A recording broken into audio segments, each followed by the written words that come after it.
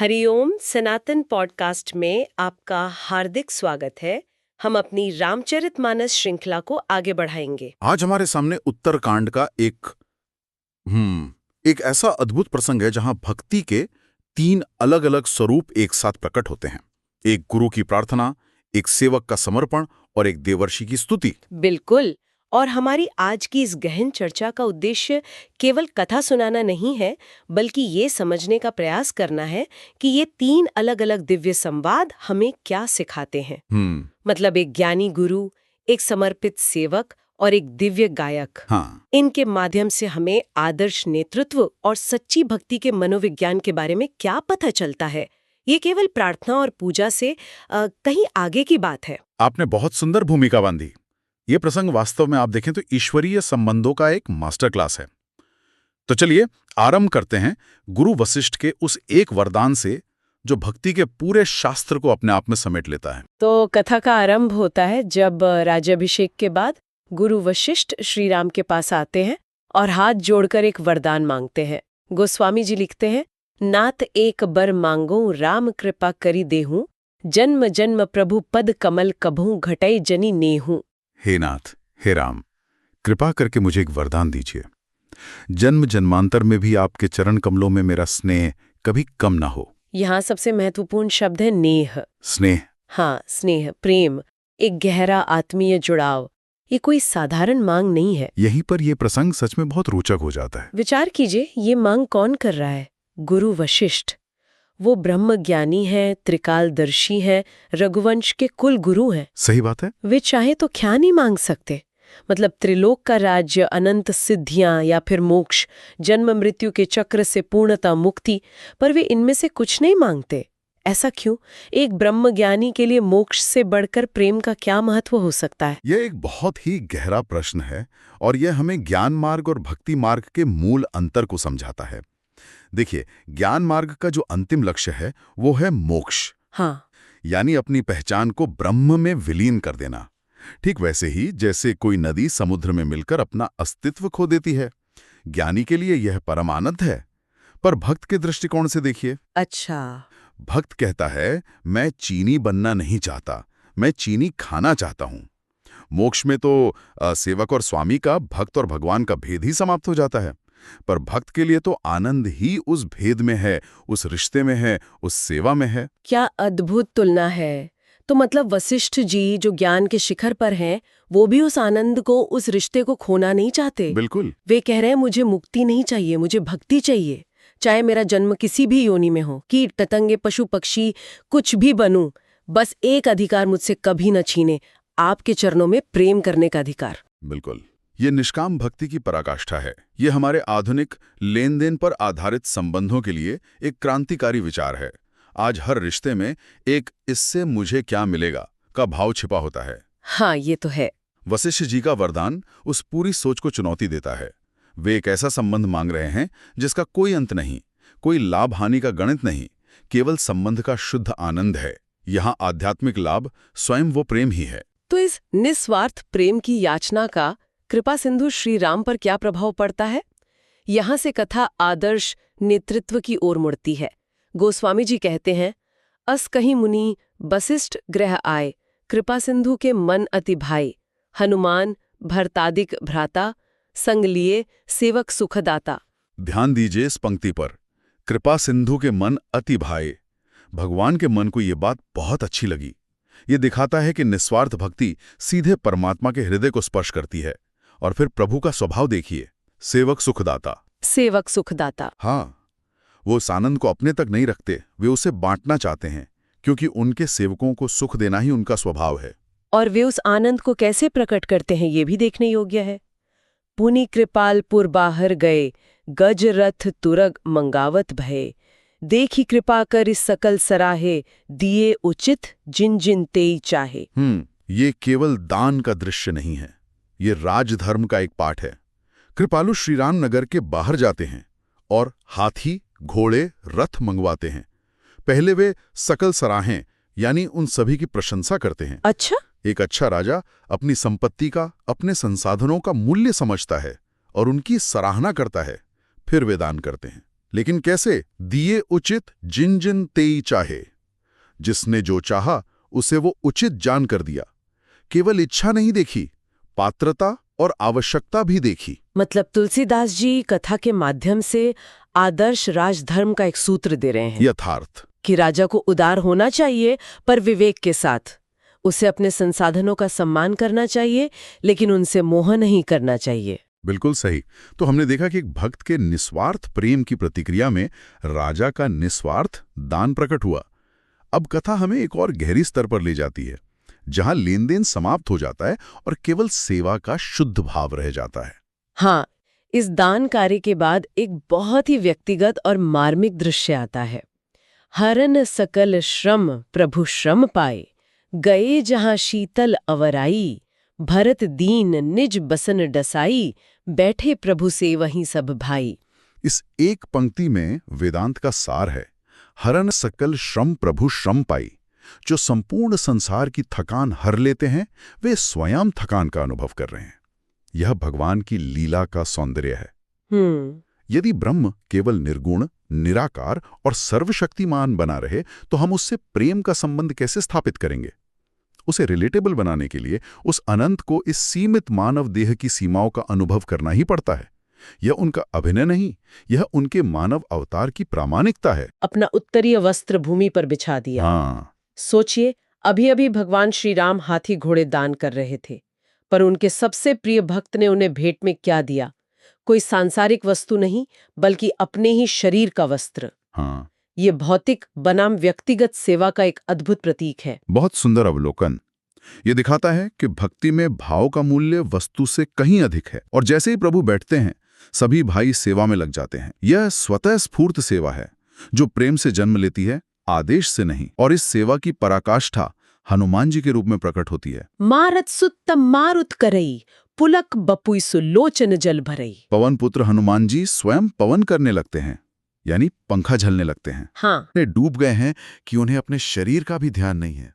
सेवा ही उनका पुरस्कार है। हाँ, सेवा ही उनका पुरस्कार है, सेवा ही उनका आनंद है। और यह क्षण इतना महत्वपूर्ण है कि स्वयं भगवान शिव, जो इस कथा के मूल वक्ता हैं, वे भी इस पर टिप्पणी किए बिना नहीं रह पाते। वे माता पार्वती से कहते हैं, हनुमान सम नहीं बड़भागी, नहीं कहू राम चरण अनुरागी, गिरजा जासु प्रीति से वैकाई, बार बार प्रभु निज मुख गाई। यह इस पूरे प्रसंग का शायद सबसे बड़ा प्रमाण पत्र है। देवों के देव महादेव, जो स्वयं परम वैरागी और तपस्वी माने जाते हैं, वे कह रहे हैं कि हनुमान जी के समान कोई बड़ा भाग्यशाली और राम प्रेमी नहीं है। ये बहुत महत्वपूर्ण बात है। बिल्कुल। क्या यहाँ शिव जी, जो तप और वैराग्य के प्रतीक हैं, वे सेवा और समर्पण के मार्ग की प्रशंसा कर रहे हैं? बिल्कुल कर रहे हैं। ये तप मार्ग और सेवा मार्ग का अद्भुत संगम है।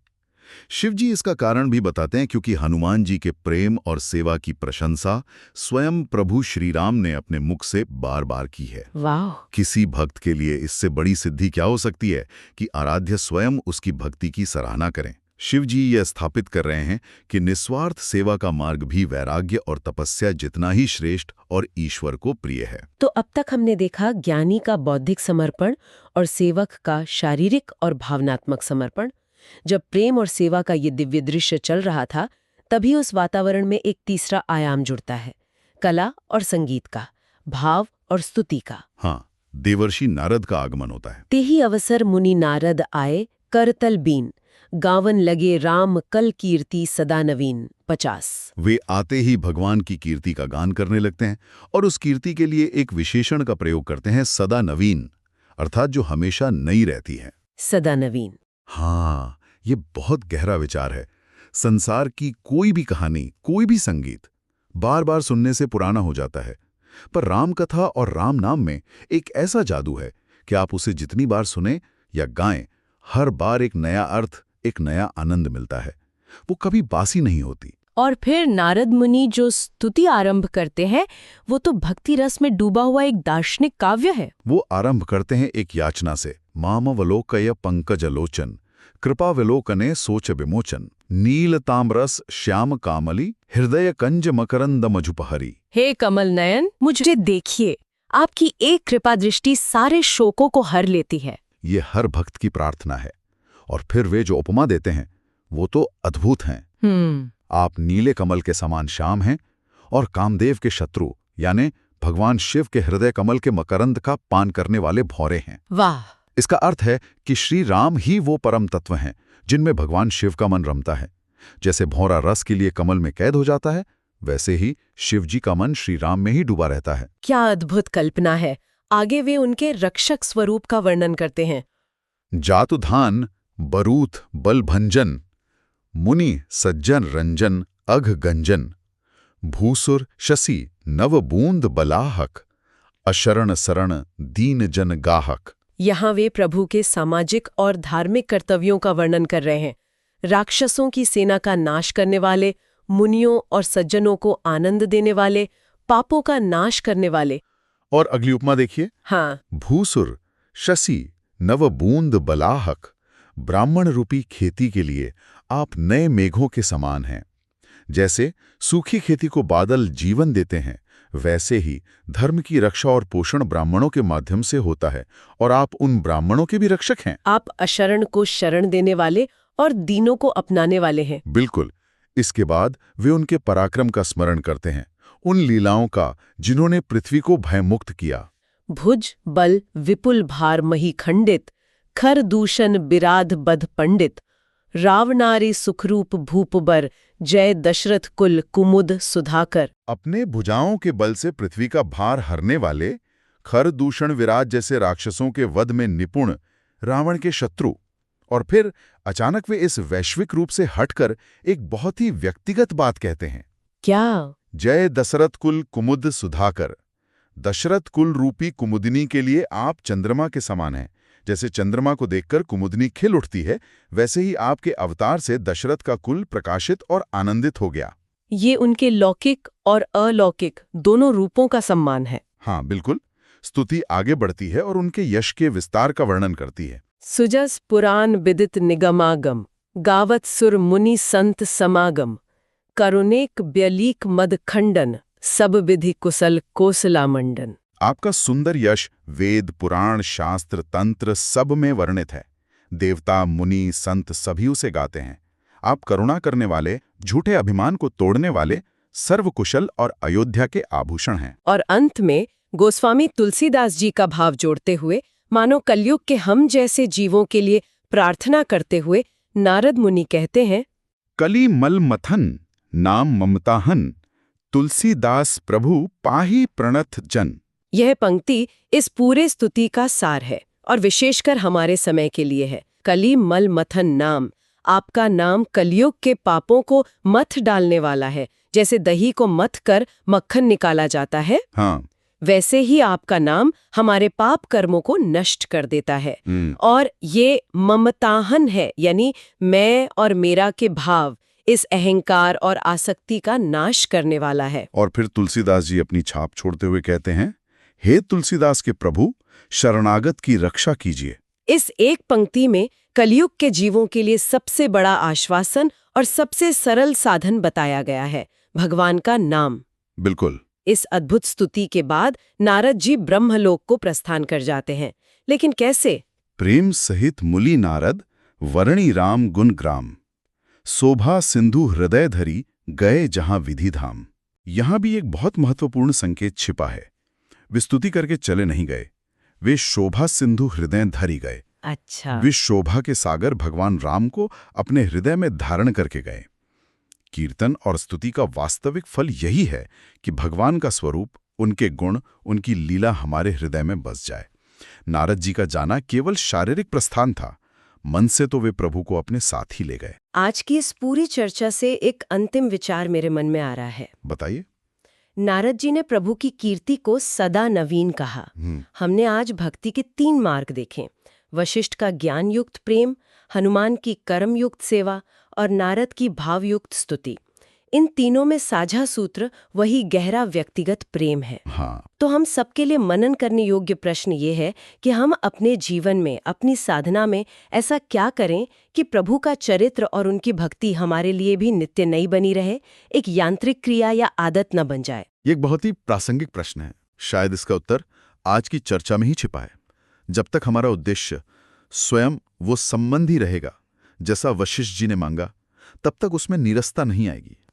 जब तक हम सेवा के आनंद में डूबे रहेंगे जैसे हनुमान जी डूबे थे, तब तक हर क्षण नया होगा। और जब हम ईश्वर के गुणों को अपने हृदय में धारण करने का प्रयास करेंगे जैसे नारद जी ने किया, तो हमें हर दिन उनमें एक नया सौंदर्य दिखाई देगा। मतलब नवीनता बाहर नहीं, हमारे भाव की शुद्धता में ही छिपी है। बिल्कुल।